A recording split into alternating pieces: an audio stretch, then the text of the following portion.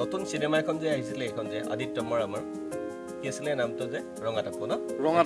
টাপু এখন চালা নাই তুমি নাই মই চোৱা নাই মই চোৱা নাই মানে চিনেমাখন ভাল হোৱা বুলি শুনিছো কৈছে কিন্তু মই এটা কথা কৈছো যে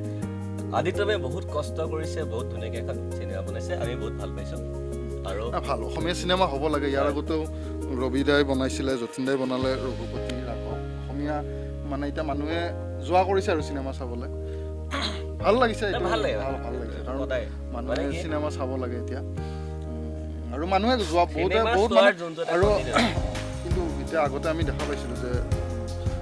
আমি যেতিয়া সৰু আছিলোঁ তেতিয়া অসমীয়া চিনেমা এটা ভাল পৰিৱেশ দিছিলোঁ কিন্তু মাজৰ সময়ছোৱাত অকণমান কিবা অলপ থাকে আৰু গেপ থাকে অলপ থাকে কিন্তু মই এটা বস্তুৱে আচৰিত হৈছোঁ যে জীৱনত আমাৰ নিচিনা ঠাইবিলাক গহপুৰ নিচিনা ঠাইৰ পৰা আমাৰ ভাইটিহঁতে ৰাণাহঁতে গৈ বিহপুৰীয়াত চাইছে গহপুৰত কিন্তু আমাৰ চিনেমা হল নাই দেই গহপুৰৰ পৰা গোটেই আমাৰ ৰাইজ বুলিয়ে কৈছোঁ ডেকাসকলতো গৈছে সকলো গৈ লৈ আজি চিনেমা এখন চাব পৰা এটা পৰিৱেশ পৰিৱেশটো ক'ত আছে বিহপুৰীয়াত তুমি আচৰিত হ'বা বিহপুৰীয়াত গৈছে চাগে মোৰ আজি ভাল লাগিছে কেনেকুৱা এটা কথা যে তেওঁলোকে যে অসমীয়া চিনেমাৰ প্ৰতি এটা কনচিয়াছ যোনটো এটা নিজৰ এটা দায়িত্ববোধটো নিজে চিনেমাখন চাবলৈ বুলি ভাবিছে অসমীয়া চিনেমা হিন্দী চিনেমাৰ ইমান এটা জমকতা আছে এতিয়া পৃথিৱীত সেই তাৰ পৰা গৈ তেওঁলোকে তাত গৈ বিহপুৰীয়া নিচিনা ইমান দূৰ নিজে গাড়ী লৈ গৈ এই বস্তুটো মাজতে শুনাই নাছিলোঁ আমি যেতিয়া সৰু আছিলোঁ তেতিয়া মনত পৰে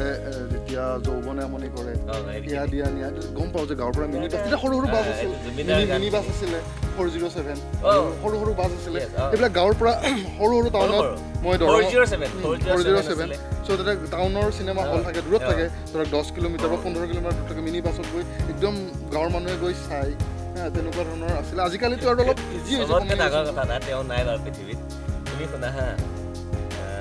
বুকুৰ মাজত জ্বলে বুলি এখন চিনেমা আছিলে চিনেমা এখন আছিলে অংকুৰ দাহঁতৰ অংকুৰ দা বৰকাবাহঁতৰ যোনখন চিনেমা বুকুৰ মাজত জ্বলে সেইখন কি হৈছিলে তোমাৰ এটা সময়ত যেতিয়া গহপুৰত এটা হল আছিলে গহপুৰত এটা আছিলে ছটাইবাৰী দিয়া ঘৰৰ এটা হল আৰু তাত গৈ পেলাই চবেই চাবলৈ গ'ল গাড়ী লৈ পেলাই মোৰ মামা আজি নাই মোৰ মামাই হয় যতীন বৰুৱা তেওঁ কি হ'ল এই চিনেমা চাই সি ভিৰৰ মাজত পৰি গ'ল এটা নলাত বুলি ভাবি আছিলে মানে নহয় কিন্তু সেইটো হৈছে এটা হেৰিয়াত আৰু এই মাটিৰ কুঁৱা মাটিৰ কুঁৱা তাত সোমাই গ'ল তুমি ভাবাচোন তেতিয়াহ'লে সেই মানুহখিনি কিমান ক্ৰেজি হ'ব তেওঁ সোমাই গ'ল তাৰপিছত মানুহে বোলো উলিয়ালে কিন্তু মানুহৰ যোনটো ক্ৰেজিনেছ চিনেমাৰ প্ৰতি অসমীয়া চিনেমাৰ প্ৰতি সেইটো আজি তাৰিখত আকৌ যে ৰিটাৰ্ণ হৈ আছে সেইটো ভাল লাগিছে এইটো ভাল খবৰ আৰু শুভ সংকেত অসমীয়া ছবি উদ্যোগৰ কাৰণেও ভাল খবৰ আৰু এইটো এনেকৈ চলি থাকিব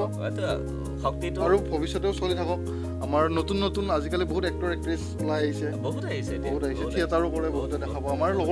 লগৰবিলাক এতিয়া সমানকৈ ওলাইছে কিছুমান ডাইৰেক্টৰ হৈছে কিছুমান প্ৰডিউচাৰ কিছুমান এক্টৰ ভাল এক্টিং কৰি আছে ভাল লাগে কিবা সিহঁতক দেখাবলৈ ভাল লাগে আৰু